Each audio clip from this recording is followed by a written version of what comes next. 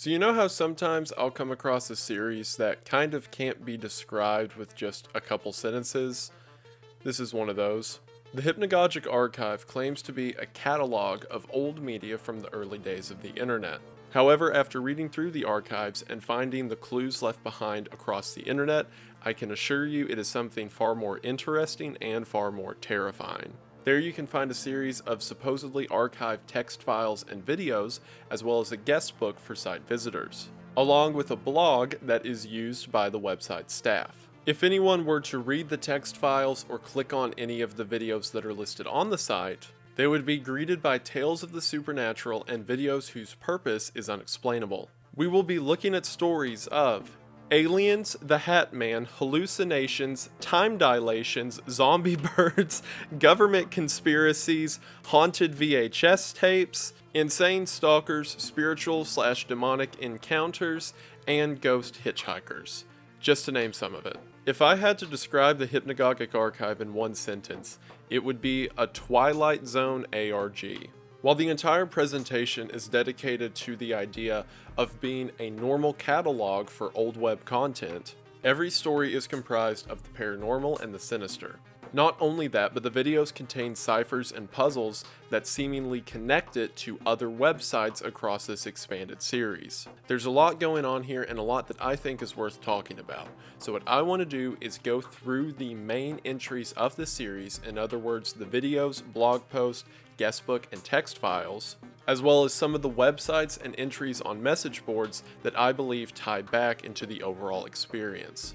I also want to talk about my own discoveries with the series before turning it over to you guys to try to make some sense of this. So this video is going to be the text files, and then hopefully within the next week, another upload will come out that is an analysis of the videos, the puzzles, the clues on other websites, etc. So the link to the original website will be in the description, and while we're going to go over the stories and videos here today, I highly recommend, especially for the short stories, if this sounds interesting, read it yourself first. What we have here is essentially a horror anthology puzzle game, and we're going to try to put the pieces together. And if that sounds interesting to you, then stick around after the ad, because hopefully you're as excited to hear about this as I am to talk about it. But as much as I want to talk about something as cool and exciting as that, you know what isn't cool or exciting? That's right, having your personal data stolen while on the internet. But thanks to today's sponsor, you'll never have to worry about that again with Atlas VPN. Atlas VPN is the digital tool that keeps your information secure and private whenever you're online. Atlas's servers take your IP and DNS address and mask it with their system, so that way whenever you're browsing the web, if someone wants to figure out your personal information or location, they'll be unable to see it thanks to Atlas's security system. Not only that, but Atlas's user-friendly system has a series of other internet tools that can help you out as well. For example, Atlas has a data breach monitor, so you can put in your email and password and see if they've been leaked anywhere on the web. So now you don't have to worry or wonder if your information's secure, you can just run a check through Atlas and they'll let you know for sure. You can also use Atlas to change your digital location. Say for example you want to watch a movie on Netflix, but the movie or show that you want to see isn't available in your country. All you have to do is log on to Atlas's system, pick a server in a different country, and you'll be able to view the entire catalog as if you were within that country. Atlas VPN is offered on all digital devices, and right now is featuring a 30-day money-back guarantee. This is definitely a deal you don't want to miss out on. And that's because if you go to the link in the description, you will be able to get Atlas VPN for 82% off. And yes, I said that right. That's the ability to keep your information secure, use the data breach monitor, change your digital location, and much, much more at the link in the description for 82% off. Or in other words, just $1.99 a month. Thank you all so much for watching the ad. Thank you so much to Atlas for sponsoring the video. It really does mean the most. I hope you all check them out. Link is in the description, and we are back to the video. We are going to go ahead and get into it, but as always, thank you for watching. I originally found the Hypnagogic archive in a 4chan thread from December of last year. In the thread, someone linked the YouTube channel. Also, later on in the thread, people were saying that I was going to make a video on it, so I guess that came full circle. What I didn't realize at the time and didn't end up realizing until I began to do my own research into the series is that the YouTube channel is secondary to the website. And whenever you travel to the website itself, you are greeted by this, something that looks like a very old internet database. The homepage reads, "Bringing yesterday into today.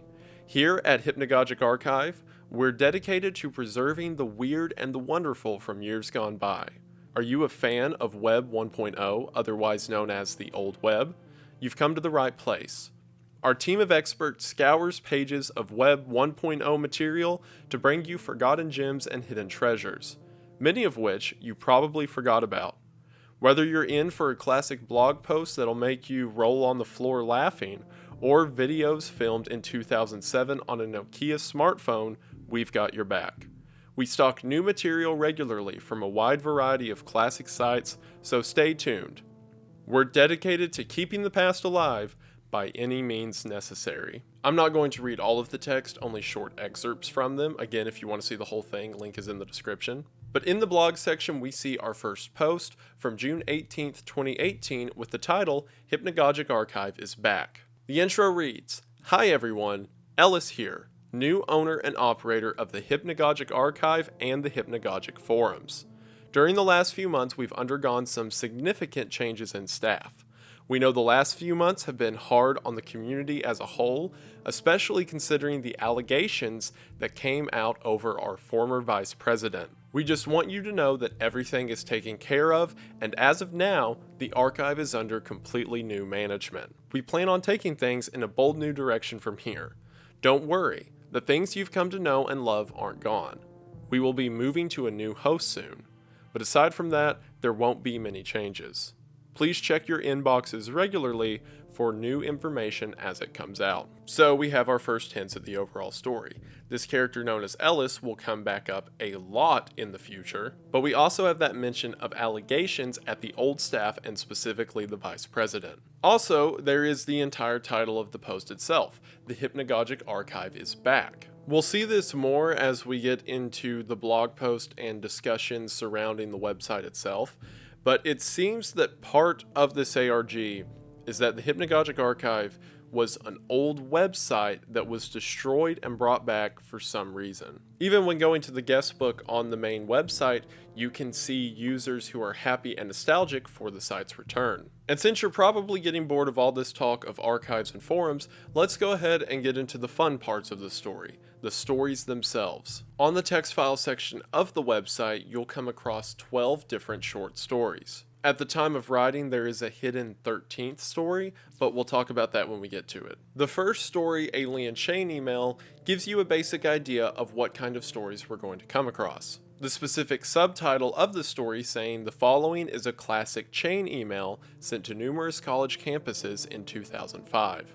The email claims to be from a Gordon Wimbledon who works for a government space agency. He describes an event in which his team made contact with a UFO, and after waiting for 5 days around the UFO, an alien stepped out, grabbed Gordon's head, presumably stealing some of his knowledge. Before the alien went back into its spaceship, they left, and this chain email is to alert people so that they can tell as many people as possible that aliens are coming. This seems like a perfectly normal prank email, and it gives us an idea of what kind of information the website holds on to. People who have gotten responses from Ellis through the email have said that Ellis specifically requests content of the weird and the bizarre. Again, keeping up the motif that this is all just an internet catalog. Our first real narrative comes in the next entry, Call and Response, Trial and Error, which comes from a Talk.experience group from 1992. In this entry, our writer tells us that they are sharing this story in order to get over their past trauma. That trauma being an experience they had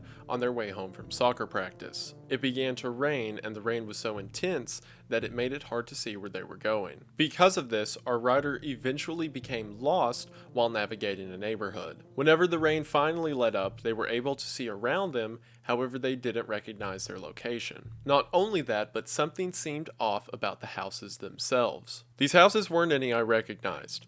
The porch lights were on with about half of them, a lot of them were completely dark. Some of them were on hills, located up flights of stairs. This wasn't my neighborhood. In my neighborhood, the houses are all located on the ground, and the elevation is pretty flat. To add to this confusion, the sidewalk was still very wet and it was reflective, meaning my eyes were bombarded by a light show.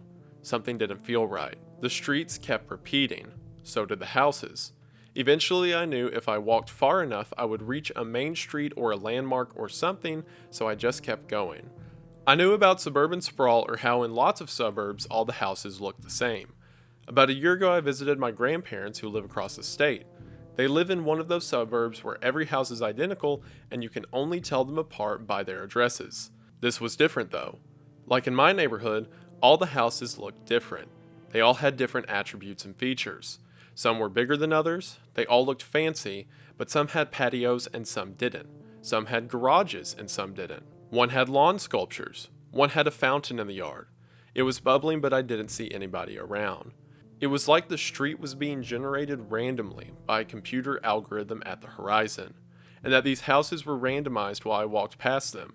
Some of them didn't make any sense. There were just possibilities stuffed together, like 3 stories mashed together in an ugly way that nobody would buy. They went on to say that there were no cars on the road or any people in the entire neighborhood for that matter. Eventually, they began knocking on doors to ask for help, but there was no response. Eventually, the threat of whatever world this is makes itself known. After walking some more, I noticed out of the corner of my eye that somebody was following me. I could hear their footsteps on the concrete. I thought I heard breathing, but I wasn't sure. I could have asked them where I was, but I knew somehow that they were a threat and they weren't here to help me. They got closer. I turned around, saw who it was, and then I started running away as fast as I could until my heart caught in my throat and my lungs were going to explode. They were dressed in a dark trench coat and had a hat on, a dark hat. They looked kind of like the man on the neighborhood watch signs. That always freaked me out from a young age. I couldn't see who it was. It was probably a guy. They were moving slowly but walking toward me all the same, and I couldn't see their face. Then I remembered something my friend Kate had told me about a while ago, that when she slept, a man with a hat would stand in her room and watch her. Not do anything, or even move really. Just stand and watch her aggressively. Sometimes he was accompanied by other characters. I think she meant she was dreaming all this stuff, but can't be sure. It reminded me of that, and I wondered if I was dreaming this person up. Eventually, after being chased by the Hat Man for several blocks, our character decides to try knocking on another door. When no one responds, and with the Hat Man right behind them, they decide to break a window and hide within the house. It seems that while in the house, our character manages to lose the Hat Man, and eventually falls asleep locked in a bathroom of the house, hoping that eventually the owners will come home. I woke up the next day on the side of the road. Nobody had noticed me there, but there were people around and this street looked normal enough. It was bright and I was sure I was late for school, but at this point I didn't care. I was dirty and exhausted and I wanted to go home and sleep some more. I knew my parents would yell at me. I checked the signs and I knew where I was.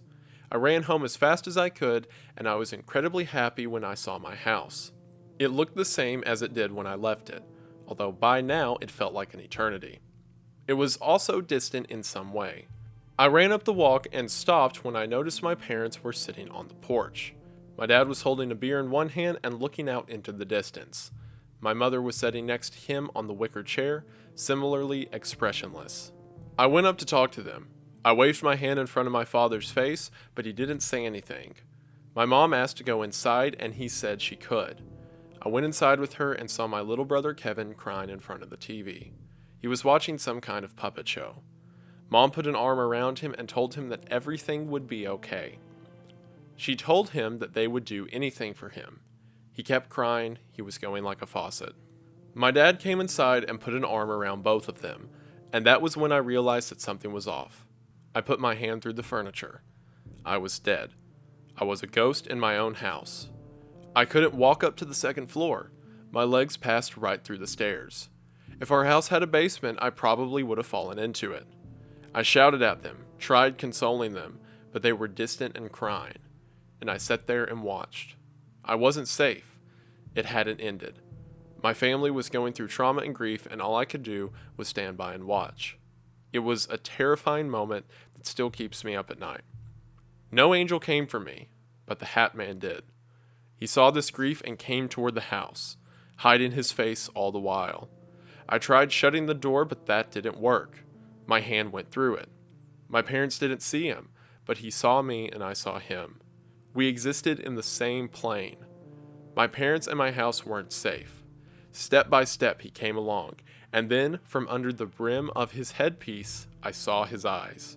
Shimmering, flickering things that glinted in the midday light like a hungry cat's eyes. Then, the world snapped back and I was playing soccer again. No hat man, people could see me. I was fine, I wasn't dead. I was alive and it was the same day and there was no rain. After the game I walked home and thought about what I had been through. I think this is what drug trips are like. Out-of-body experiences must be like this. I got home and I wasn't late. My parents weren't grieving and my brother Kevin is as annoying as ever. I feel like this story isn't worth anything because ultimately, I never learned anything. And that's it. That is our story of someone presumably being stalked by the Hat Man. Now, the Hat Man is a common figure in a lot of modern supernatural horror stories. As described in the story, he's most often seen as being a figure who sits in the corner of your room as you begin to fall asleep. Also, for those curious, the name of the website is the Hypnagogic Archives. Hypnagogic refers to the period of time when someone is in between being awake and being asleep. So the Hat Man normally only appears whenever someone's in a hypnagogic state of mind. We'll see a common motif of dreams and these kind of illusionary periods of sleep as we get into more of these stories. I do feel like this elevates the Hat Man mythos, because instead of just a figure who kind of stalks around you whenever you're falling asleep, in this narrative, he takes you into a sort of maze of his own making. But he's not a real human, so he doesn't know exactly how it's supposed to look. It's just kind of the guesses or the general feeling of what humans live like. But it entirely exists on a separate plane or in a dream state of reality. And while I could get into the analysis as it relates to the overall lore of the archives, it wouldn't make a lot of sense to you at this point, so I'm just going to roll into the next story. The next story is titled Don't Look Up at the Fan, and it says it came from a Transient Memories discussion board from 2007. The story is essentially a man describing a bizarre VHS tape that he had rented from a local video store. The stripped down version of what happens is we have a camera shot of the Vegas skyline. The camera then pans down to a roadside motel. We then cut to inside of the motel, and there is a woman sitting on the edge of a bed in a dress. She then stands up and looks at the ceiling fan, and that's it. The part that makes this story interesting is the extreme attention to detail the writer gives it, along with a series of conflicting memories, such as what is she sitting on, what was she holding in her hand, etc. While he describes this as a VHS tape, it sounds much more like he's trying to describe a dream. I should also mention he never specifically says it was a VHS tape, he just says he was sure it wasn't a DVD. And I have a theory about this one that again won't make sense now, but I'll bring it up later. So for now, we'll move on to our next story, Genetic Opportunity. I really love a lot of these short stories within the archive, and I know what my favorite is, but Genetic Opportunity is definitely a top 5. The archive says that it was originally posted to the Minneapolis Jobs Board in 1997. The opening message reads, "Applicants wanted. Team of highly qualified grads at UM are looking for applicant. Ideally 20 to 35. Stocky, rough build, preferably male, but female will also work given proper conditions. Want spontaneity. Running through on a first come first served basis. We pay handsomely. Message us on our Usenet board, UM Genealogy team, or respond below. Are on the verge of something. Need quick replies and to be easy on hand. Easy to work with. Get back as soon as you can. Space is filling up fast." We then see a response from someone known as Derek, who is 21 years old and says that he needs the money for his uncle's heart medication. He says he's interested and asks for the team to call him back and list his phone number. The number you dialed is not a working number. Please check the number.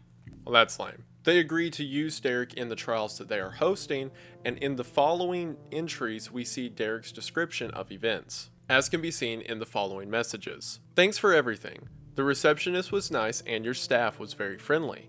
Also the upfront payment. Anyway, how you instructed, I'm going to report the effects every day I take the substance. Your techniques seemed, well, remarkably advanced. I only took some chem and biology in 11th grade, but I've been reading up on this cloning stuff lately and it really interests me. They clone that sheep. There are pictures of her and everything. So we see that Derek is part of a drug trial, and after he takes this substance, he is supposed to report the effects back to this board. Everything is fine on his first entry, and it's in the second entry that we see the sign of something being wrong. I think I should mention something that happened today. Sundays I usually go out and walk around downtown for a while. Not really to buy anything because usually I'm pressed for cash, but there are some nice displays. I got to this one display. I think they had a stereo set in the window, and I was looking at it for about 2 minutes when I noticed my reflection in the glass. It was kind of like my eyes were focused on the setup, and then they snapped back and I saw myself. We get our next clue that something is wrong later in the entry. I've been watching a lot of TV, mostly to pass the time. One thing I'm starting to notice is that I'll lie down, turn the TV on, and it'll be a show I'm interested in watching, but before I know it, the show will be over. It's not as if I forget what happened, it's more like time speeds up and I don't notice. For some reason, this only happens when I'm watching TV. The end credits will be on, and I'll feel like I just watched the theme song. But somehow I remember everything that happened during the episode. If I was just dozing off, I wouldn't know what happened. This has never happened to me before, so I think it's related somehow. Feels like a time warp. The first few times it happened, I was worried, but now I've kind of gotten used to it. I kind of like it. If I don't like the show, I can tune out and the next thing I know, it's over. Kinda cool. I wish I could be as head empty as Derek, that time begins to warp and change my perception of reality, and I'm just like, oh, I don't have to watch TV anymore. To continue Derek's head emptiness, we have a painfully obvious description of what's happening that he's still not privy to. The next entry begins with him discussing missed calls from his girlfriend. I woke up with a lot of messages on my answering machine. A lot of them were from her. As I said, she's very busy, so her voice was upset and she has a hostile tone. She asked about me, how I was doing, if I was going anywhere, and why she hadn't heard from me in so long. Anyway, that wasn't the best thing to wake up to. After that, I walked downstairs and cleaned up a little. The shelves were dusty for some reason. I'm sorry. I know the story doesn't want to give it away yet, and that's why he's being like painfully dumb. But I could just imagine a guy picking up the phone. It's like, what do you mean you haven't seen me in a week? Oh, she's stupid. Man, this house sure is dusty. The shelves were dusty for some reason, and some of the food in the fridge had gone bad. Probably a power outage. I threw it away. The lasagna last night was good. I added some dill. Good for you, Derek. While walking around town, we have another indication of what's going on. I noticed a shop I hadn't seen before. It was a coffee shop. I'd been to the center about a week ago and it hadn't been there. There was a boutique instead. The speed with which they renovate these places is pretty amazing. I imagine it takes a huge team to fix everything up and turn it all inside out. I threw my sandwich away, and by the time I got to the doors, it was already closing time. When I went in, it was only about 3 p.m. But I stepped out and the security guard waved goodbye and it was 9. I guess I must have lost track of time. Or maybe it was later than I thought when I got to the city center.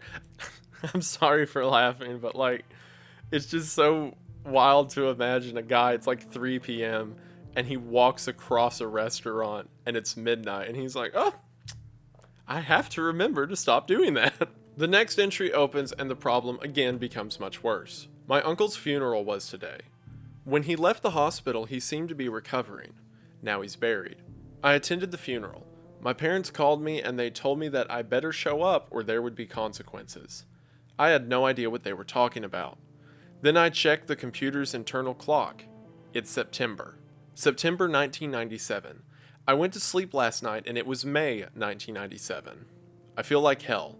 Stomach's a mess from malnutrition, and I looked in the mirror and wow, I look old. I finally realized how it is. You know how when you go to sleep you start dreaming and the dream is incredibly vivid? Right down to the last detail. Then you wake up and you can't remember any of it. Only you should be able to remember it. It was right there in your brain a second ago. It was such a real experience that it should register in your memory. only it doesn't. That's how these prolonged blackouts are.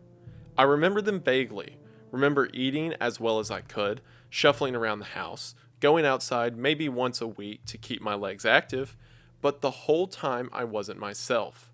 I was somebody else. Acting on commands, basic motor functions to keep my systems running. Might have taken one bath. Now these months are one giant blur, and I've snapped back to complete awareness. Feeling resembles being shot with a gun. So, as you've probably guessed at this point, whatever drug he's taking is causing him to experience extreme gaps in time. And during these gaps of time, his body is still walking around, however he seems to be a bystander for it, or as he described, feel as if he's in a dream. In our next entry, the time jump becomes more extreme. The surprises just keep on coming, don't they? The years start coming and they don't stop coming, according to a new song by a band called Smash Mouth.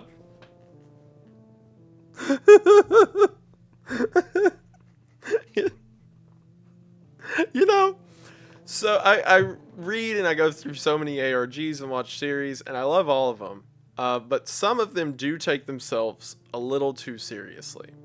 And it's just nice to read one that is about a guy experience like these wacko time dilations, and the story just being like, hey, 1999, remember Shrek? It's 1999, almost the new millennium. I've been like this almost 2 years at this point. Didn't take a dose last night, or should I say 1997. Called my parents up, they've practically disowned me by now, talk about me like I was dead. Their son on the other side of town who never drops by to visit, always stays at home and never comes out, except very rarely. Neighborhood committees have signed petitions to kick me out, that my house and the stench coming from all this decay is lowering the value of their property. In the next entry, it again gets worse as he wakes up in 2003. He tries to go back to the college building to try to find the people who began this trial, but the building isn't even there anymore. And the final entry of the story reads, writing from public library. Somehow can't remember anything except the password for this forum.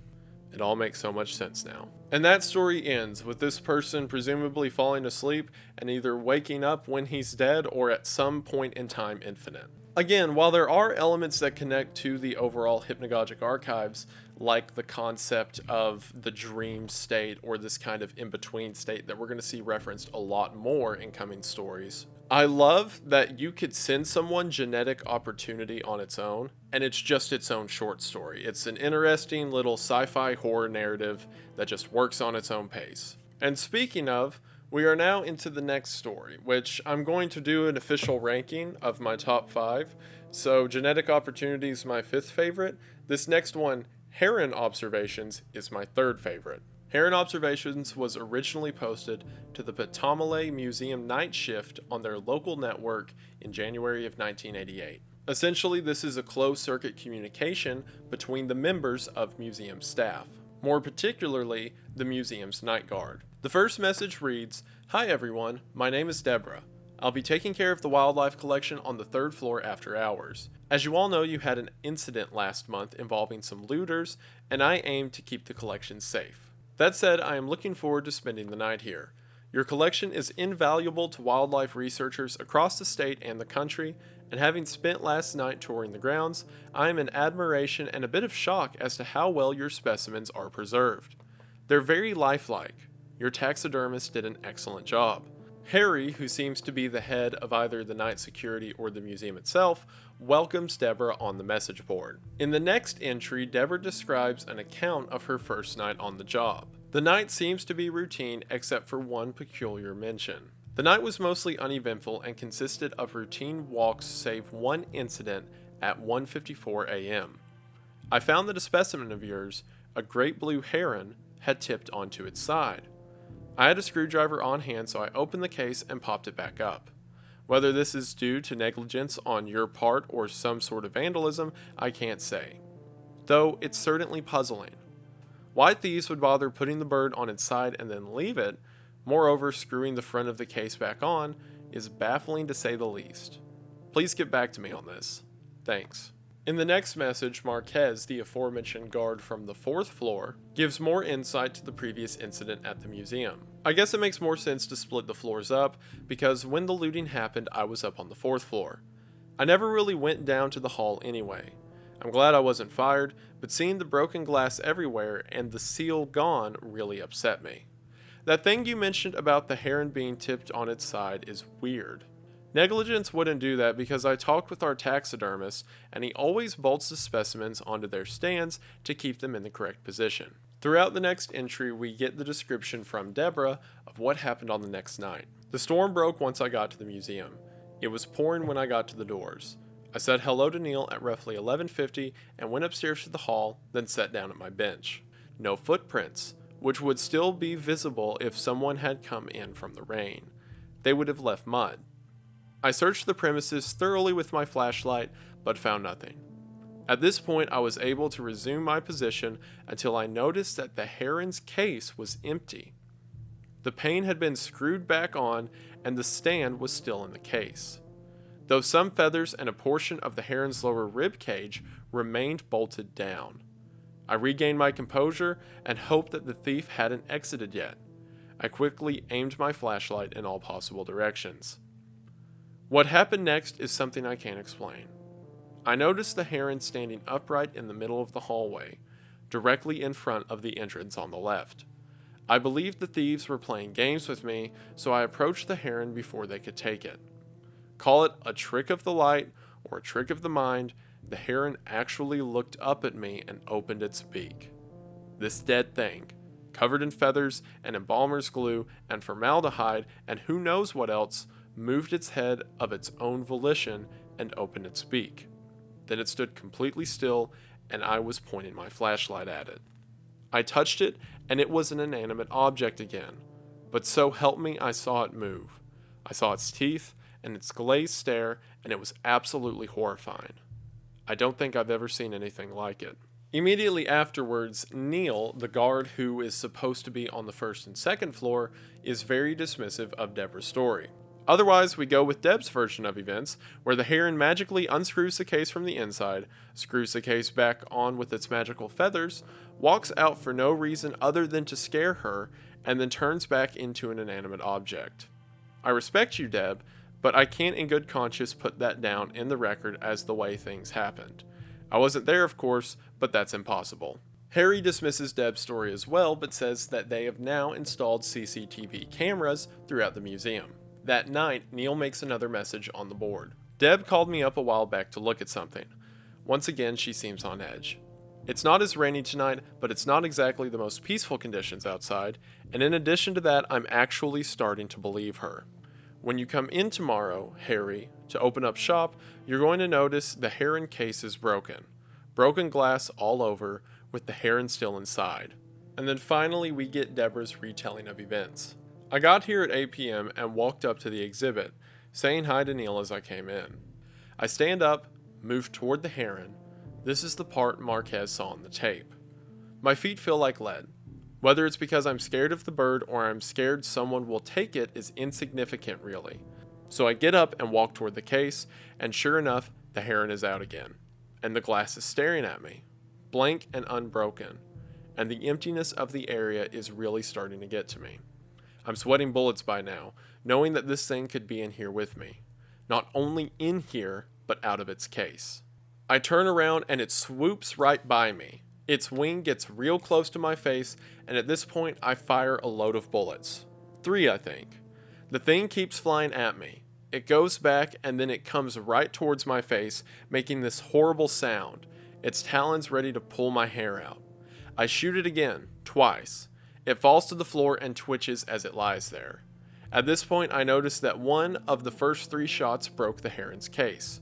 Other 2 got lodged in the ceiling. That's the point where I leave the thing on the ground where it is and go get Neil. Its eyes are full of malice. It makes my shift an unsafe work environment. There are no criminals, Harry, just a possessed dead thing that wants to kill me. Please get rid of it. Please. Neil gets back onto the side and says that Deborah is lying because he never heard any gunshots. Neil thinks that Deborah is faking the entire thing and having a mental breakdown, and asks Harry if Neil himself can check her gun to prove that she never fired any rounds. Harry says there will be no need to check her gun, Neil. I've dialed the sheriff's office up and they should be there in a few minutes. I'm driving there myself and I should be there by 4. Hopefully we can get this under control before we open. And then finally we get the last entry of the story, which is a post from Harry made 2 days later. I hope everyone enjoyed their day off. I think after the events of Monday night we all needed a little breather. Me and the rest of the board also took the day off. They've all been informed of what happened and we're a bit shaken to say the least. Sheriff Carter still has no explanation for exactly what went on, but he chalks it up to suicide. After Deborah said she needed to go outside, she went back upstairs, scooped up the heron, which was contributing to her delusions, locked herself in the bathroom stall, and systematically used the bird's beak and claws to disfigure her face. Seeing her lying like that, as the last few ounces left her face and her eyes were both ruptured, she was holding the heron in one hand and staring at me.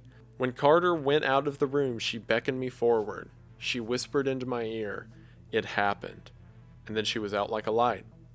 I know her death is tragic, and rationally, as a sane man, I need to accept that she was insane. Still, in the back of my head, I think about that bird. Think that if it were alive, and if there were something evil in it, not just the spirit of a bird, but something genuinely evil, that it could do what I had seen in the bathroom. It could be full of violent rage, that it could rip off chunks of flesh with its beak, sinew from sinew with those talons.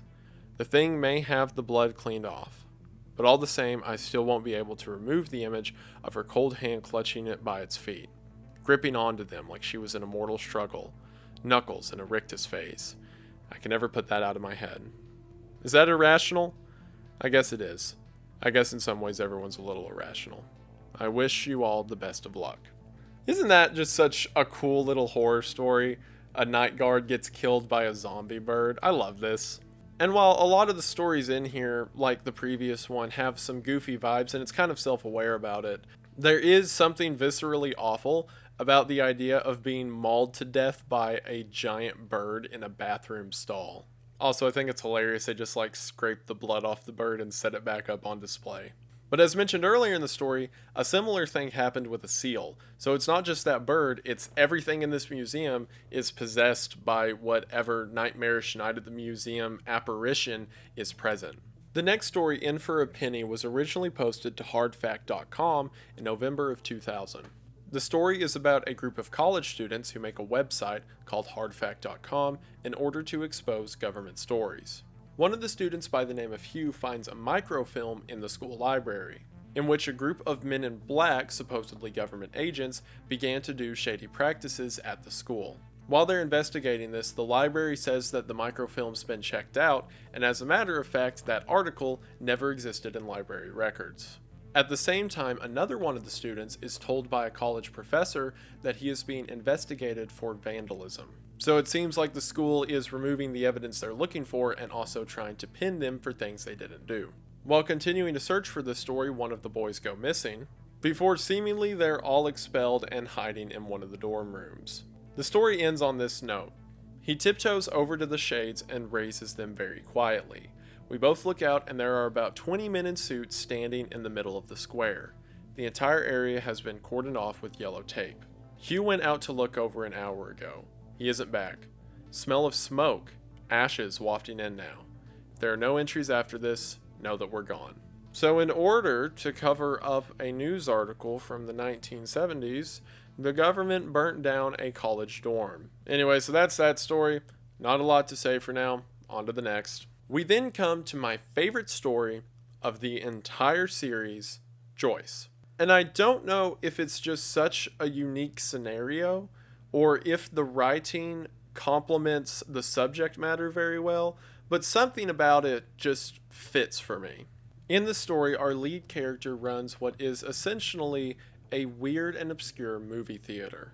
I run a parlor of ephemera, a bijou of obscurity. I will not name names, but let me say that if you're the curious type, you will run across my establishment. I stock a full legal team who clear all the tapes I screen, and on a good night, I can compete with all the big budget movie houses. Despite our location on the seamy side of town, we often see people pass through our double swing doors who you probably know. Many of them arrive here thinking they're in for a blue movie. We have some, don't get me wrong, but we have so much more.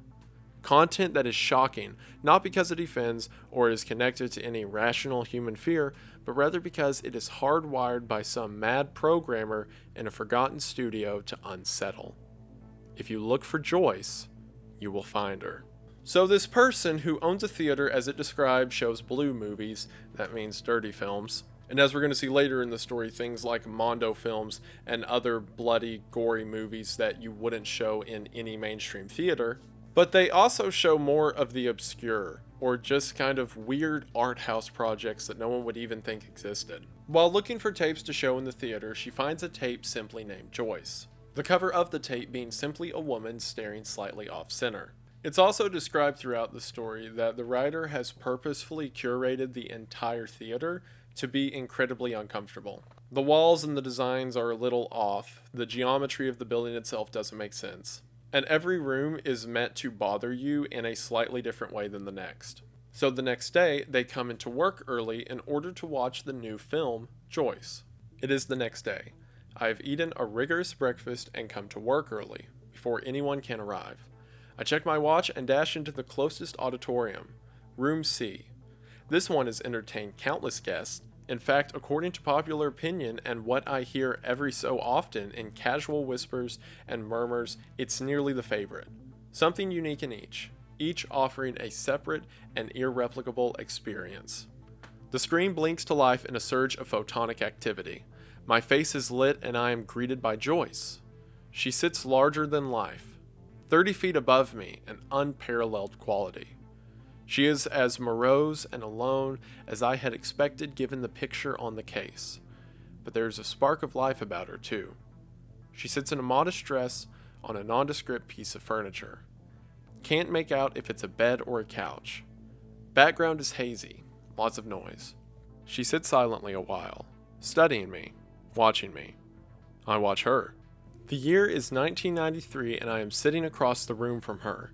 Outside, the sun is shining and the sky is blue. It is a bed. Next to her is a small bureau with lipstick and a mirror on it. Outside, I can hear nothing. There's an uncanny silence to the room. No noises outside. No noises inside, save the ticking of the clock on the wall. She is clad in a dull gray skirt and casual shoes. Her hair flows long over her shoulders, and her eyes are empty, dark, meaningless. If they're the window to the soul, then she has none. How's it been so far? Fine, I respond without thinking it. Excellent as always, she replies. Living here is the greatest decision you've ever made. Life is good. People are happy. I'm happy. Her voice is fuzzy and distant, as if she was talking to me over a cheap AM radio. She looks to the side. The first time I've seen her head move. Through this action, she becomes human, or something at the very least resembling human. My chest falls and I lean back in my chair, at ease. She goes back. The noise dies down. The room fades out and the static rises until I am surrounded by a sea of gray fiber. And then I am reclining once more in the theater seat.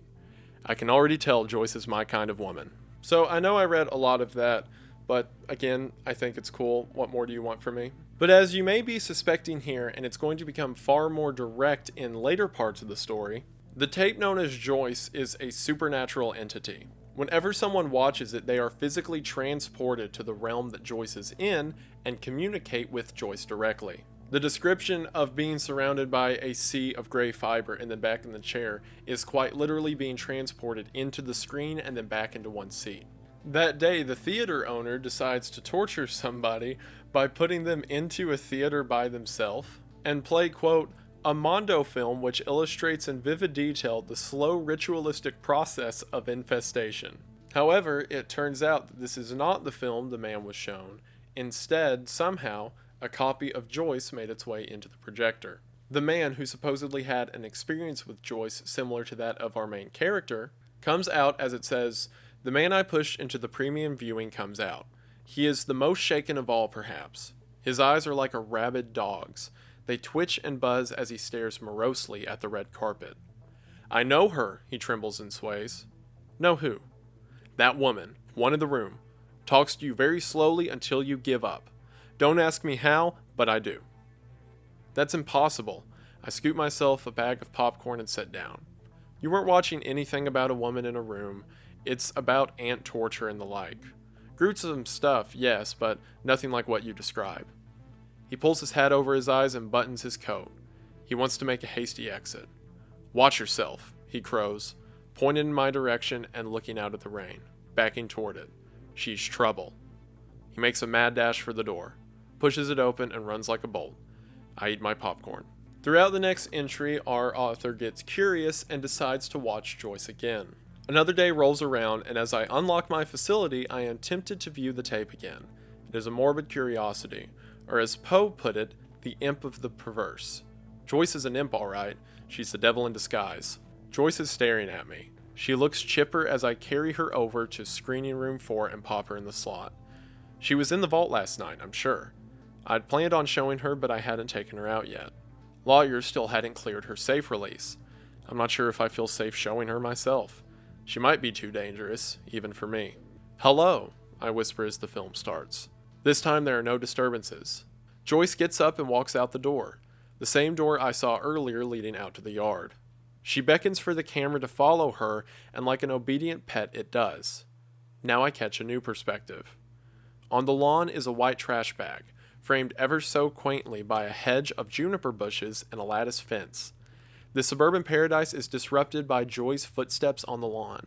She nears the trash bag, kneels and touches it. Looks at her hand almost in disbelief. There's something inside, something large. She moves everything into place and the scene is set.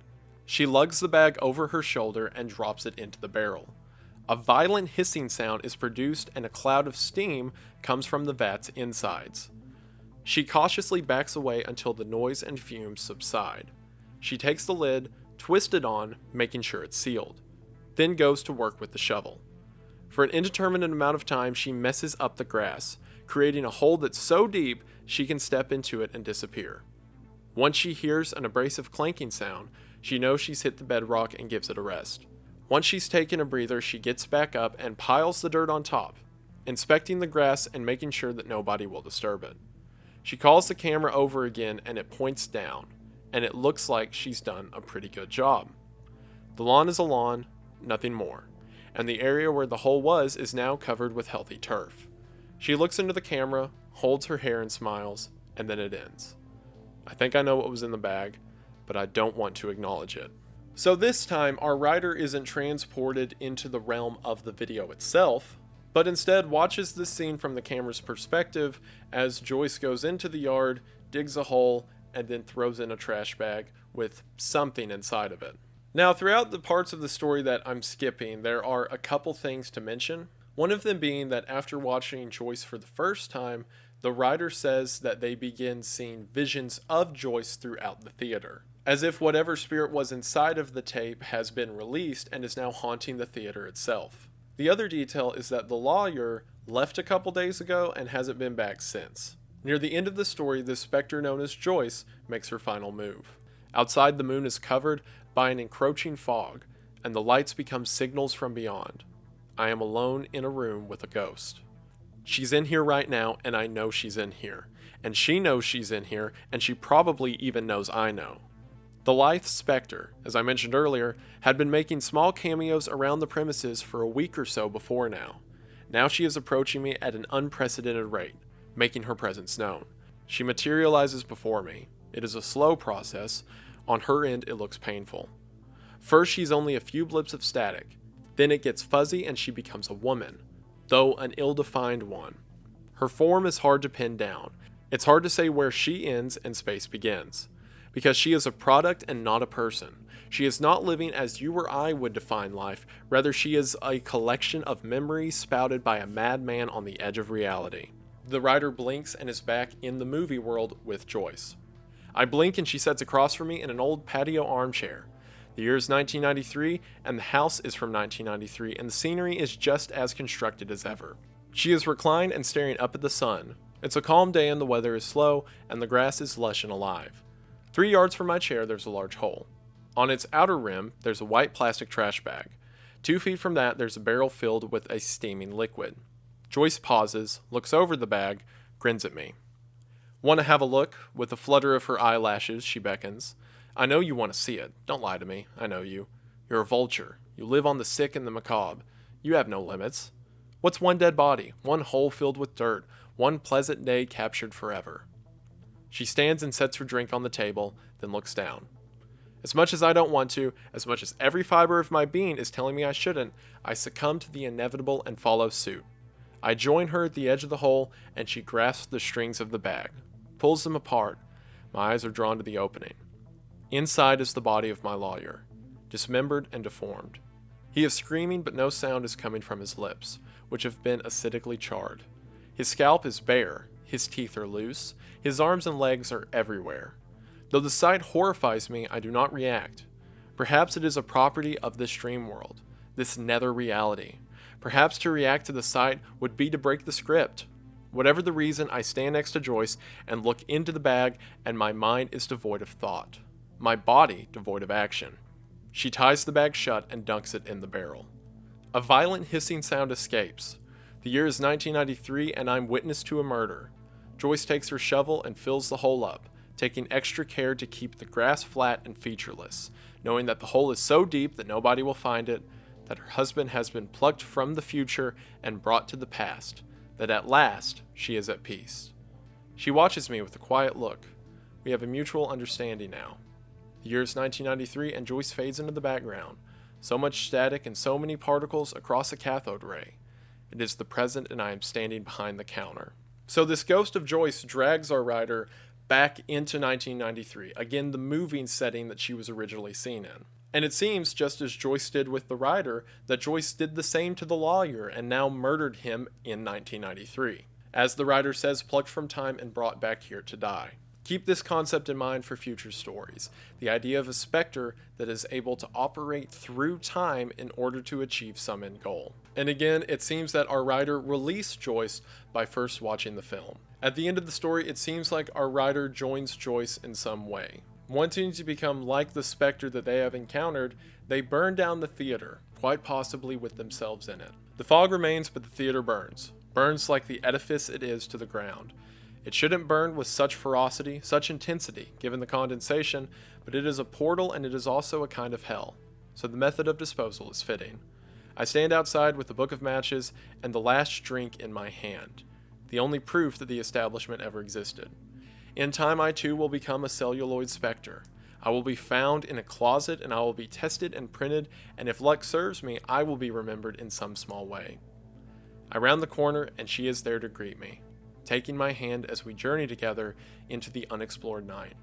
The street ends and the world fades away, and we're left with only the memories of the world we knew and the eternal blue mist, the ether of yesterday and the ether of tomorrow. So our writer was so enamored with the idea of Joyce that they decided to become Joyce themselves. Now, again, there's also a puzzle happening here, and as we're going to see later, this is the first one that really begins to connect some pieces. For one, remember how the story Don't Look Up at the Fan was kind of weird, as it just described someone watching a tape that wasn't a CD, and it was a woman sitting on the end of a bed just staring at a fan? Well, when you read the language between the two, it sounds very similar to this. Perhaps the person in that story was experiencing Joyce, or someone else who did the same thing our writer did, where they possibly died or passed over to the other side in order to become part of this specter. The reason that description sounded so dreamlike and outside of normality is perhaps it was a paranormal tape with a ghost trapped inside of it. For some of the themes that we're going to see in the lore of the Hypnagogic archives, this seems to be one of the few good descriptions we get of what is actually going on. And also, that whole concept of crossing over or going into another plane of existence, keep that in mind. But now, moving on from what is, in my opinion, a fantastic story, we get into what is my second favorite story in the archives, Longing for Something Greater. Longing for Something Greater was originally posted to the California Hotel Reviews Board in July of 1995. The section mentioned here specifically covers rest stops. Here in the Golden State, we don't only want you to enjoy our incredible national resources and famous hospitality, we also want to make sure you have a place to pull over, use the restroom, or get a drink. With hundreds of rest stops statewide, many located near famous monuments and landmarks, you'll have no problem finding one if you use our maps. If you recently used one of our rest stops, please leave an honest review below. Report on the stop's condition, its cleanliness, and anything else. The better feedback you give, the more we can improve. The post I just read was made by the California Tourism Coalition and specifically the Los Gusanos chapter. That's going to matter later. Maybe not in this video, it may matter in the video analysis video. This is getting confusing. We see a normal and positive review of the rest stop from someone named Joseph. I don't know what kind of person just looks up rest stops to leave reviews on them. And it's in our second review that things get interesting. In a review left by someone named Fiona H., we read, "Hi, I don't know why I'm doing this, but here I am. I was at your stop a night ago with some friends. We were mostly drunk, our driver wasn't. Anyway, we got to your stop. The sun was going down and we pulled in to walk around the forest. We parked in the parking lot and our driver stayed behind. I remember my friend Nikki telling me we were going for a 15-minute short hike. I said okay, and we said bye to our driver and started heading into the forest. I was behind Nikki, Colt was behind me, and I think Doug was in the front. Nah, you know kids in there getting drunk and taking sporadic hikes off the sides of rest stops in the middle of the woods. There's a period of time where the four of them, Fiona, Nikki, Colt, and Doug, are talking before they decide to return to their car and their driver, who are still parked at the rest stop. So we got back to the parking lot, and just as we see the rest stop in the distance, our driver screams like he saw something. Also, I should mention our driver's name is Phil. He's sitting in the car and breathing deeply. Colt tries to calm him down without much luck. Phil says he saw a lady walking out of the stop. She's tall and about 25 to 30. Has a suede jacket and slacks. Looks like a tourist, but he doesn't know how she got there because there weren't any other cars around. She looks at him and he says hi. She says hi back and comes over to sit in the car with him. And he's like, okay. Nothing romantic especially. She looks at the car and feels it. Asks how much it cost. Phil says she was kind of sad and also nervous. Then she looks at him and starts crying. Face on the dashboard. She was going whack. So he tries putting a hand on her shoulder telling her it would be okay, and she's crying, and he thinks of coming to get us. But then he looks around and she's not in the front seat anymore. 1 second she's there crying, and then the next she's not there anymore. He says it was a banshee, which is a kind of Irish spirit. At this point, Colt slaps him and tells him it was probably just a drug addict or something. We all go inside to use the restrooms and get some water after that. Phil tags along. He's still kind of out of it, but tells us he can drive us home.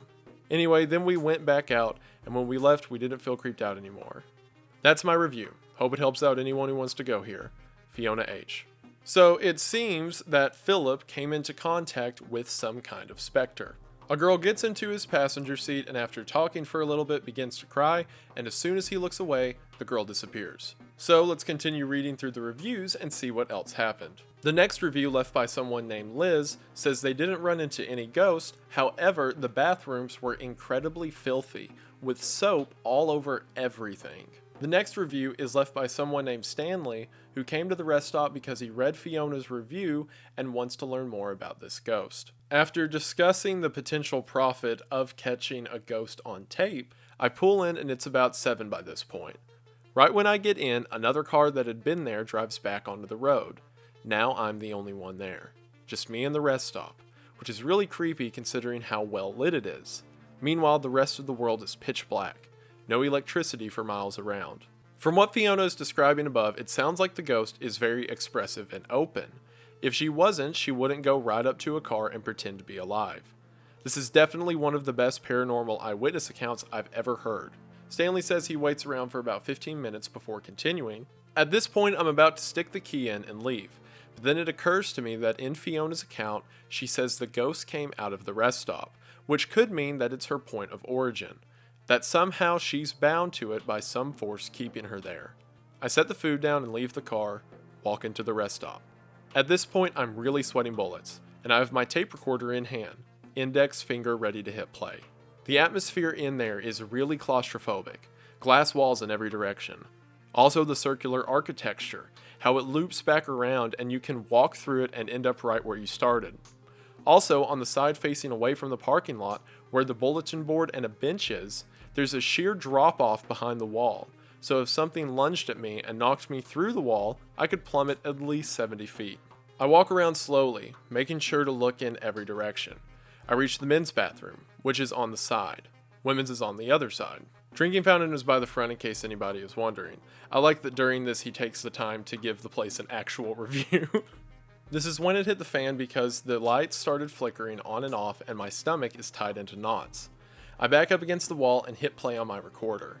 It's just then I realize I forgot my flashlight in the car. Didn't think I would need it because the rest stop is well lit.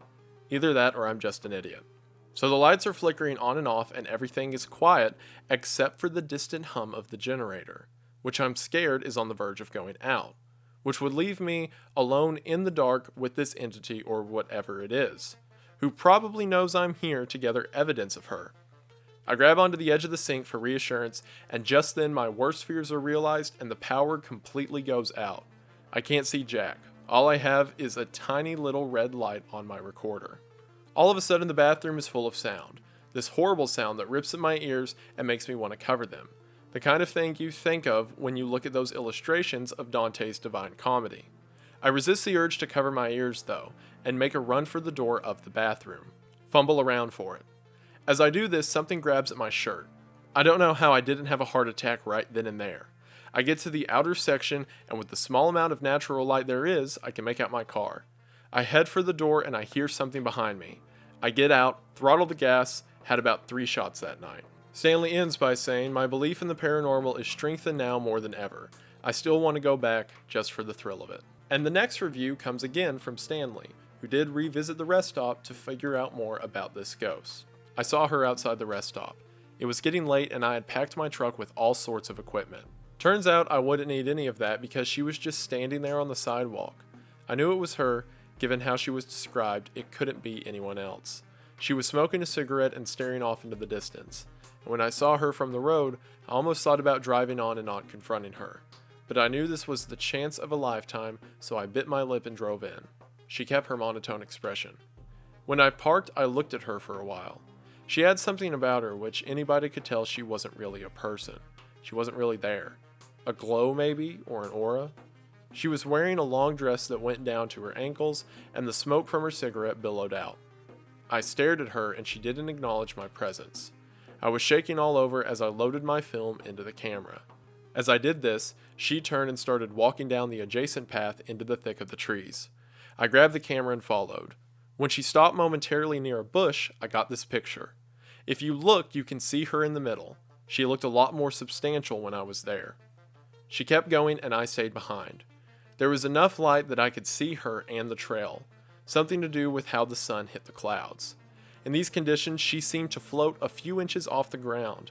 My eyes became watery and the trees got thicker. My face was whacked with branches a few times. Why anybody would build a trail here, I don't know. Eventually, we reached a clearing. It was about 30 feet across and the silence was deafening. No noise from animals, not even a breeze. Me and her, standing apart as the sky went from navy blue to jet black, and there were no stars despite us being miles from any city. She looked on edge by now. She glanced over her shoulder at the forest. Her cigarette died out and she flicked it onto the ground. There was something behind her. The same presence I felt when the lights were flickering on and off. Now that I really think about it, I don't think that was her. It was this thing. This thing was enough to scare her. I thought about going over to say something to her, but I knew she wasn't really there, so I stayed put. If I interrupted this scene, she could vanish and I would be left without answers. The thing suddenly came out. It was red and abstract, and it filled my field of vision, and she was screaming, and it was the same deafening noise from before.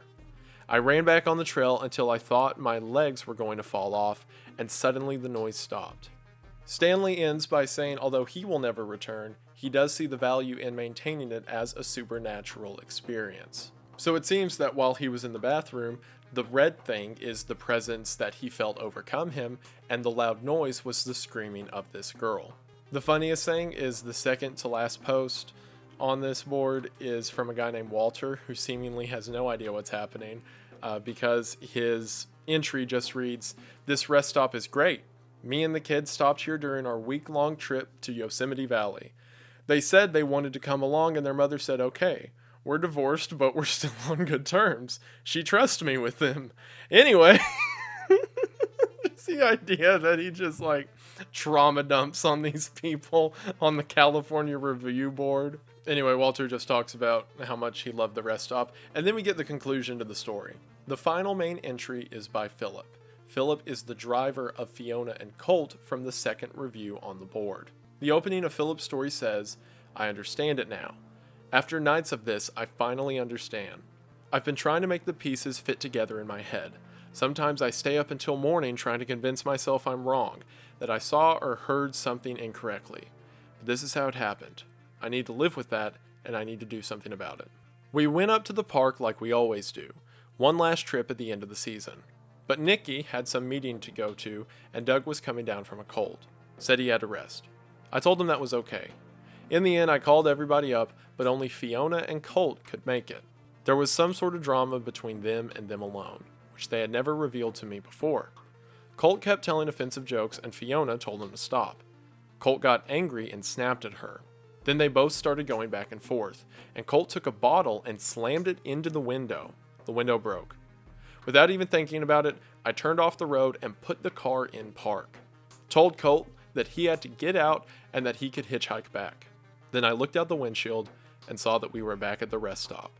It was looming out there in the night like a monument. Colt got this awful look in his eyes. I saw it from the rearview mirror. It was the kind of look you see right before something horrible happens. Sure enough, it did. He grabbed Fiona out of her seat by the arms and dragged her, kicking and screaming, onto the pavement, and he took her towards the forest, this same horrible expression on his face.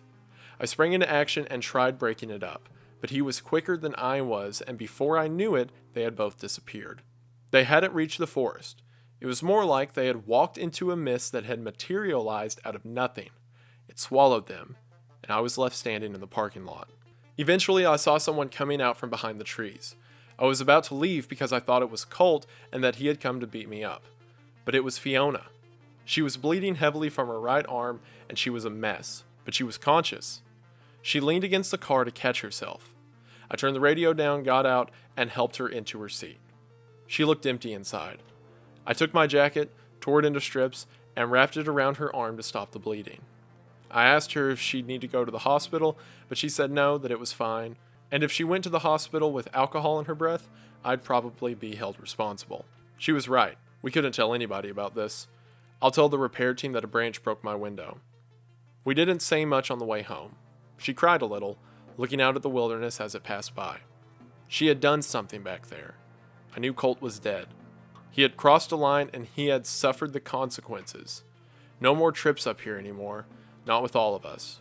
Probably not with Fiona, probably not with me. What had happened was something we would never mention to anyone. I dropped her at her house around 11. When I got home, I walked around for hours. Couldn't sleep. The ghost is Fiona. I saw her sitting right next to me, and I didn't recognize her because she was older, but it was her. There's no way around it. She was crying because Colt's body is out there somewhere, maybe in another time and place. Fiona is only 22 now. She'll be 26 or 27 when she revisits the rest stop late at night by accident and falls over the cliff to her death to join Colt down there. By then, she'll be beyond the limits of time. She'll exist at the rest stop forever and always. A presence. And Colt will be a presence there too. The red thing. And she'll sit and look out into the forest and wait for Colt to come out. And she'll see every car that comes in and live in the building and walk around the outside, and her and Colt will be stuck up there. Unless I stop it. Right now I have the power to warn her, to tell her never to go back. I'm the only one who knows, who really understands. I have to tell her before it's too late, before she moves away and wipes that night from her head. I hope I'm not too late.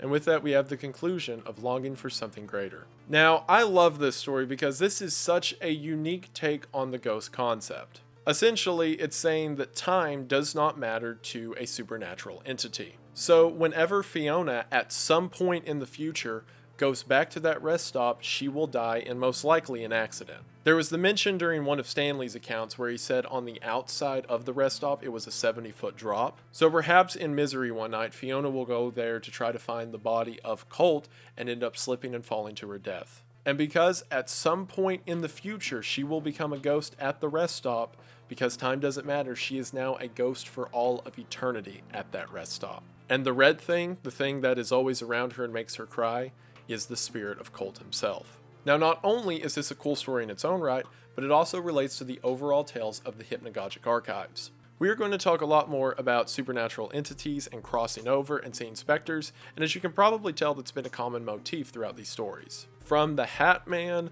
to the ghost of Joyce, to even the concept of a possessed bird. We see a lot of stuff about the afterlife and supernatural, mixed in with stuff about dreams or weird science and what have you. So while keeping that in mind, let's keep going through the stories. Mirror to the Abyss is a very short poem that I can just read the whole thing at once. If you look far enough, you might see just how insignificant you are in the grand scheme of things. I took a flight through rain-soaked cities, flew away in abandoned wings. Now you might say that I'm too condescending. I say gaze inward and you'll find it. You missed it. Now it's behind your house. Now in front. It will always be there if you keep this up.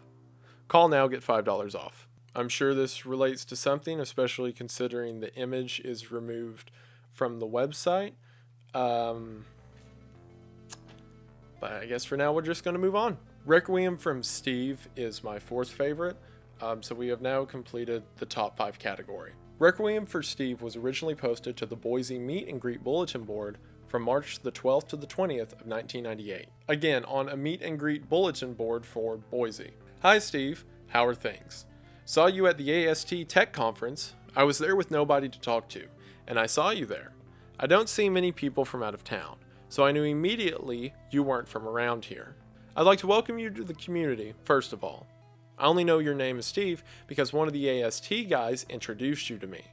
I asked him, who's that guy over there with the tie? And he said, him? That's Steve. I don't know if you work at AST or not. Do you? Tech has always fascinated me. I know that here in Boise, AST is trying to set up roots.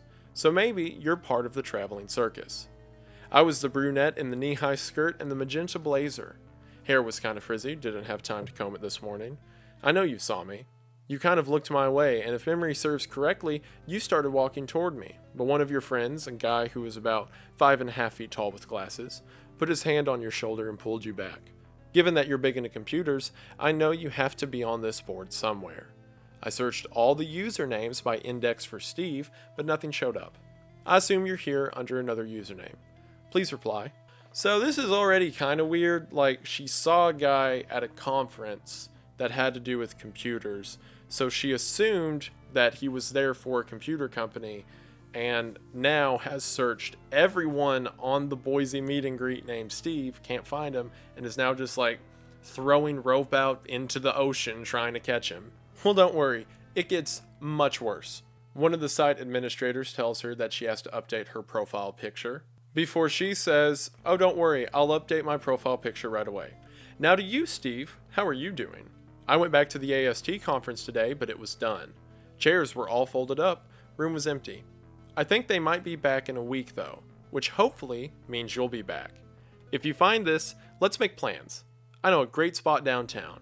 Steve, if you're on here, I'd like to hear from you. How is life at AST? I guess I don't know if you work for them. I have a cousin who works in the business at Microsoft. He says the pay is good and the hours are decent.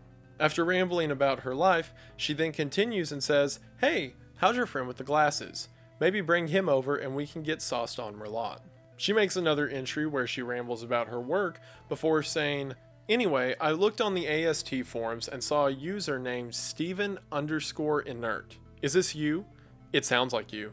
This account only made 2 posts. One about a shipment of processors and one about the capacity of the pin exec. I had a pin exec a long time ago. I think I still do. It's in my closet somewhere. Maybe when you come over we can check it out. I might go look for it after I finish writing, so it'll be ready. After that, she makes a post that just says, I have Steve on the mind. If you see this, just type it in the box below. The next post, made at 6:15 a.m., says, writing this early today because I have a big job coming up. Going to Hill Road. Someone's fence needs repaired. I might be busy all day, but while I'm working on the fence, I'll be waiting to get back here so I can see if you left anything for me. Now that I think about it, you probably don't know your way around Boise. I can show you the sights, give you the taste of the city. Let me be your tour guide. How does that sound? Also, just to be clear, no one has replied to anything she said, and she is just talking to herself on this board. And then later that same day, she says, "Hey again, Steve. Taking a break off work to sneak you this really quick. I'm in the ranch right now. It's almost a mansion. And if they caught me in here using their computer, I might not get paid. So I'll be quick about it. I noticed you still hadn't replied. I think I heard the door open. Gotta get back out there and back on the fence." And then that night, she continues, "That was intense. The lady almost caught me. She was coming up the stairs, so I ran out the back door, across the front lawn, and picked up the nails. Then I started hammering them into the wood as fast as possible. Really hard stuff. She comes out, walks over to me, and she's like, 'Were you just in the house?' Earl thought he heard someone. And I said, 'No, I've been out here fixing the fence.' And she just kind of shrugged her shoulders and walked back inside. But she was giving me such a suspicious kind of feeling. I think she knew. I made sure I closed the window I was talking with you on, but maybe she can find out another way. Her husband Earl is getting dementia, so she might dismiss it as that. I hope so." So, not just obsessed with this guy, but essentially breaking into someone's house so that she can log in on their computer to see if Steve replied. She continues and says, "After that, I drove back here and looked for a response from you. Still nothing, but I'm really holding out hope. I got a lot of money from today's job, so I went to the liquor store about an hour ago and got some Riesling to celebrate.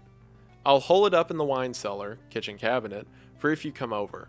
She then talks about how she went and bought prime rib for them if Steve comes over and asks if he even likes prime rib. And then says, "The other AST conference is in only 4 days on the 20th. I assume you probably already knew that. I'll be sure to attend. Hope to see you there if we're not able to meet up before then. But if we can meet up before then, that would be great. I know you'll be at the AST conference, and every day it motivates me to get up and greet the day. The certainty that you'll be there and will finally get to talk." So now she moves from obsession to hostility. "Steve, I think we need to talk. I want to know what you want from me. Am I your tour guide, your acquaintance, your girlfriend? What am I doing here? I can show you some great things, Steve. I don't know why that's funny to me. Anyway, Idaho may look boring to you, coming from a privileged tech background, but believe me, I need to take a minute. I understand this is creepy and like this is a real thing that happens to people, but since it's a fictional story, I can laugh at the absurdity of her making up an entire background for him and then judging him based on that presumed background. Idaho may look boring to you, coming from a privileged tech background, but believe me, I've seen some things in my time, and there's nothing I'd enjoy more than having someone to share them with. So I'm asking, what is the nature of our relationship? I'm just not sure I understand. My other question is, how long do you plan on being at the conference the day after tomorrow? And where will you be? Downstairs? Upstairs? It's a big building. It could be hard to find you unless I'm looking. I will be looking, of course, but just in case I can't find you in there, I'd prefer if you told me below where you'll be. Sorry if I seem pushy or angry. I'm not angry. It's just that I've been under a lot of pressure lately and I was hoping we could escape. You know, like the Pina Colada song? Haha. Anyway, talk to you soon." She then goes on to talk about the equipment and clothing that she'll be bringing. In the following post, she says that she has gotten to the conference a day early, because of course she did. And she says, "Speaking of coffee and everything, what's your favorite type of coffee? Do you like yours strong? I like it strong. I guess that's because I like to live life dangerously and take risks once in a while. If you like taking risks, then I'm your type of girl. Even if you play it safe, I'm probably still your type. If you're staying at a hotel nearby with the rest of the AST technicians, then I'd like to know where it is, and maybe we could get together today before the conference tomorrow. I tried looking up where you guys were staying, but the information wasn't on the AST website. Is it the Holiday Inn? If you respond to this before I finish my coffee, I could drive over there and pick you up. That's all I had to say. Bye." And then that night, she says, "Try driving around the Holiday Inn parking lot looking for an AST company car or something similar, but didn't see anything. Didn't see any AST employees either. Definitely not you. It was worth a shot anyway. After that, we can talk for a while. Maybe drive for a while. Or just hang out. It's up to you, Steve." I don't know why I read it with such malice. It just felt natural.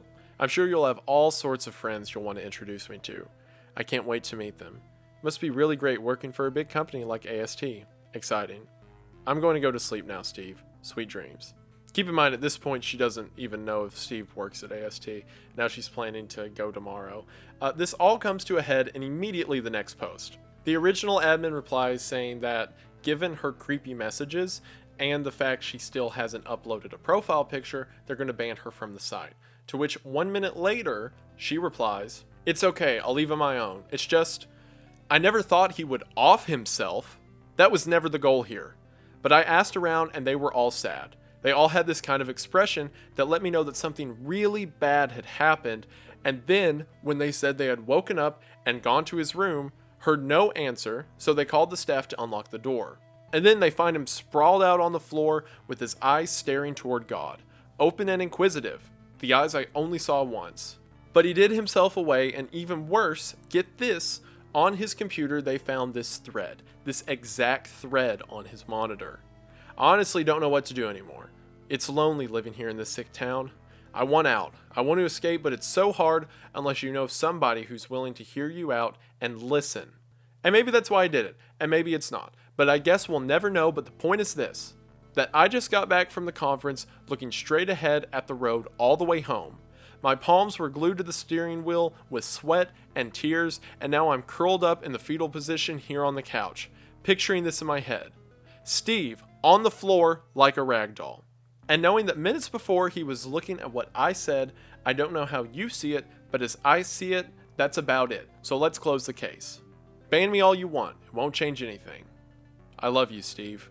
So that was a lot. It took a turn there in the last quarter, didn't it? So a couple weird things to note, other than, the entire story being about a crazed stalker who supposedly gets this guy to commit Minecraft exit game, is for one, the mention that she never posted a profile picture.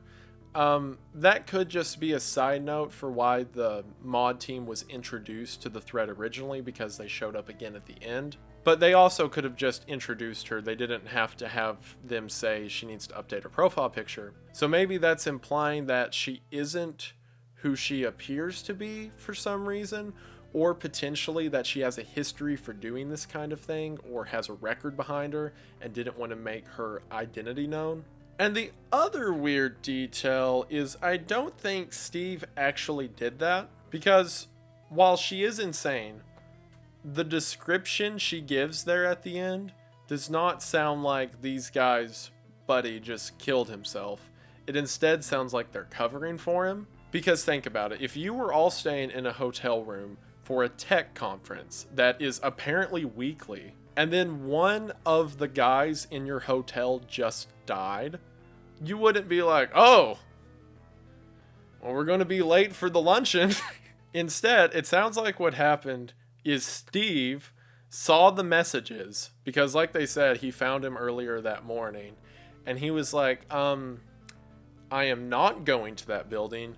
Go tell that woman that I'm dead. Because the exact wording is they all had this kind of expression that let me know that something really bad had happened. And I think this is just the AST guys being a bro. Like, if you have a crazy person stalking you, and then your buddies run into them and they're like, "Oh, Steve, he killed himself today. Yeah, like a few hours ago. It's awful. I'm still getting over it myself." So that's my theory for this, that Steve's still alive.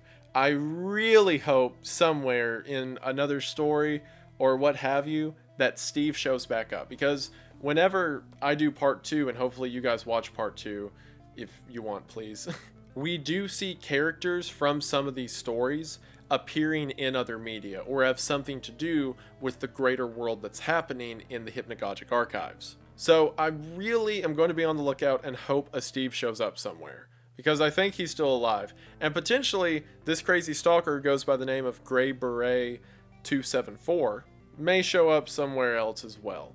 Hopefully not. I am rooting for Steve though. The penultimate entry, at least at the moment, not counting the secret entry, is "Where Does Wastewater Go?", which was originally posted to IHateMyself.com on June of 2009. This one is, well, the opening says, "So you want to know where wastewater goes after you're done using it? Good choice. These days, wastewater consumption is a mysterious issue, and as a water drinking person, it's your job to know where the water goes, what it does, what its whole deal is, and finally what all this means for you in the long run. With that out of the way, let's get started on our magical journey through the water cycle, or as we like to call it, the aquatic version of Kafka's Metamorphosis. So this immediately takes a turn, and this is again supposed to be a description of how water treatment plants work and how the water cycle works in industrial societies. So I'm just going to pick a couple excerpts. The first stop on our journey through the desolate and unknown reaches of public utilities is, of course, the notoriously underwhelming city of Tulsa, where all things theoretically begin. Moving on a bit, it says, before we move on to our next spot, here's a fun thought experiment. Do you need to urinate or defecate? Sure you do. We all do. As living organisms, we're driven by a constant and insatiable desire to consume and excrete in an endless loop until we die. Remember the grueling 9-to-5 shift of the average water treatment plant worker the next time you decide to chug down a big gulp at your local 7-Eleven. Our next stop on the rainbow road of legislation and dead fish is the Keystone Pipeline. If you thought this process was finished, you would be a clueless idiot, because the fun just keeps on coming. Bohemian Grove, a facility with lavish and inexperienced workforce as featured in the film Fast Times at Bohemian Grove. The official flag of Bohemian Grove displayed proudly atop.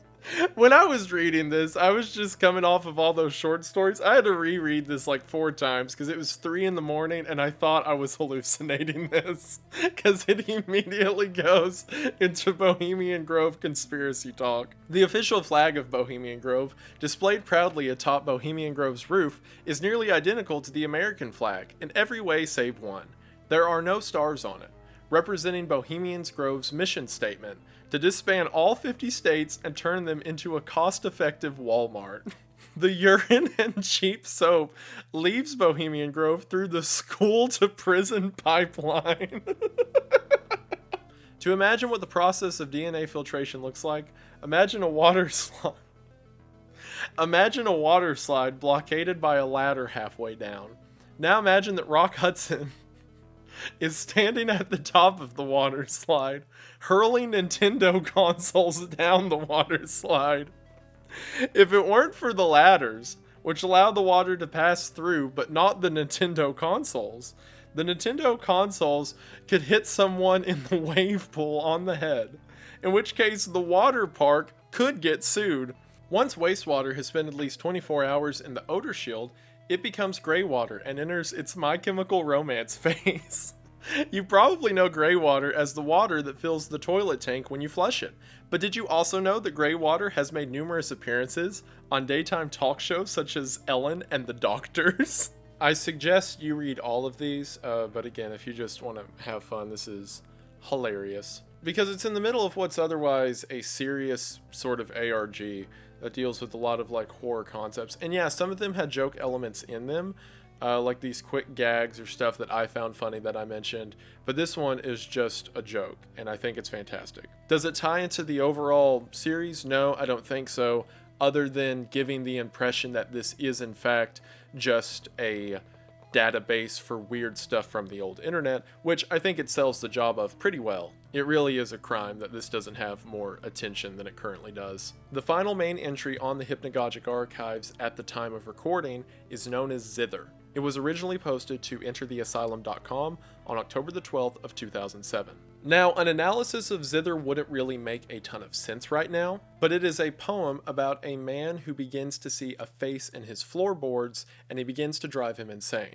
At first, he tries to clean it and the face doesn't go away. He then tries to tear up the floorboards, but the face remains. He eventually begins stabbing it, shooting it, burning it, and everything else possible to make the face leave, but the face is still there, taunting him. This is again a reference to entities existing on other planes of existence, similar to Fiona from Longing for Something Greater, and Joyce from the story Joyce. We're going to see a lot of references to faces and the idea of faces existing on different planes, again, when we look at the video series. I know I keep saying that, but it is like, the other half of this whole thing. But for now, it's another indication of beings existing on different planes that we can occasionally interact with. So that is all of the short stories, all of the main entries on the website itself. So now let's get to that secret one. In one of the YouTube videos, there is a distorted URL at the bottom of the image. It seems like this leads us to a message that we as the public are not supposed to view. The message is titled Security Clearance. It is written by somebody named Shelby. And while we'll get to Shelby in the second part, or I guess the other video about the Hypnagogic Archives, all you need to know for now is that she is a volunteer at the Hypnagogic Archives, and this is her message to Ellis. Ellis, I know you're into me. You can come out and say it. You don't even try to keep it a secret anymore. It's like you follow me around just to call me into the office so we can have long, empty talks about nothing. And as a result, I can't get any work done. I'm a volunteer. I work here because I believe in our mission. Please just stop this creepy behavior. Is it because you're bored, Ellis? Because your marriage fell apart and your wife left you? So now you feel this is all you have remaining? If so, I don't know what to tell you. All I hope is that you find actual friends or someone who's as obsessed with this as you are. Because when you spend hours telling me about crossing over and the others, do you expect me to take you at face value? I choose, for whatever reason, maybe out of an altruistic one, to help you decipher these VHS tapes and mini discs and rejected IMAX formats and other assorted crap. So please, the least I ask is some respect. I know maybe this won't resonate with you, so let me phrase it in your terms. When you bother me, ask me what I'm doing later with that smug grin on your face, it feels how I assume you feel when you wake up in the middle of the night and one of the others is standing at the foot of your bed and smiling. Just think of it like that, okay? It seems like Ellis has a goal in mind, and perhaps the reason he's running the archive is to try to figure out more about this crossing over and whatever the others could be. I have my own theories that will make sense after, again, the other part of this comes out. But the short version is I think that in the world of the Hypnagogic Archives, people have the ability to transport into other dimensions. I think that crossing over is quite literally phasing from our plane of existence into another one. It's what happened to the girl when she was being chased by the Hat Man. It's what happened to the realm Joyce existed in. It's what happened to Fiona and Colt in Longing for Something Greater. And I think Ellis has become obsessed with the idea that he can cross over and potentially become one of the others. Maybe the others is a title given to these ghostly figures who exist outside of our understanding. And it seems that perhaps the reason for the video side of this ARG, the VHS tapes and mini discs, as Shelby mentions here, is to decipher and figure out the code in them, which, as we're going to see, there are quite literally codes, to try to understand the secrets of this new plane of existence. And I think on that is enough of a trailer for the next part of the video, and my voice is giving out and I'm about to collapse, so I'm just going to end this here. I think this is really cool. Hopefully you think it's cool too. I will be getting into the rest of it. The links to it will be in the description. And this is a brand new community that not a lot of people are in on. So hopefully this can be the ground floor of it. More people can get talking about this, to figure out the codes, to watch the videos, to figure out the secrets of these stories. And then as soon as this camera cuts off, I'm going to begin editing this so I can get it out quickly and then get on to part 2. So on that note, thank you so much for watching. Thank you so much to all the ex-patrons who were able to get me to this point. Look at them over here. This is really cool. Hopefully you'll think it's cool too. In the next episode or second episode, I never know what order these are going to come out, we will look at the YouTube videos, the guest book, the mentions of it on other websites, the people who I believe are part of the ARG acting on other websites, as well as other entire websites and databases that I think are a part of this story. So if you're interested, stay tuned for that. But for now, as always, I hope that you enjoyed. Thank you for watching, and I will see you in the next one. Bye.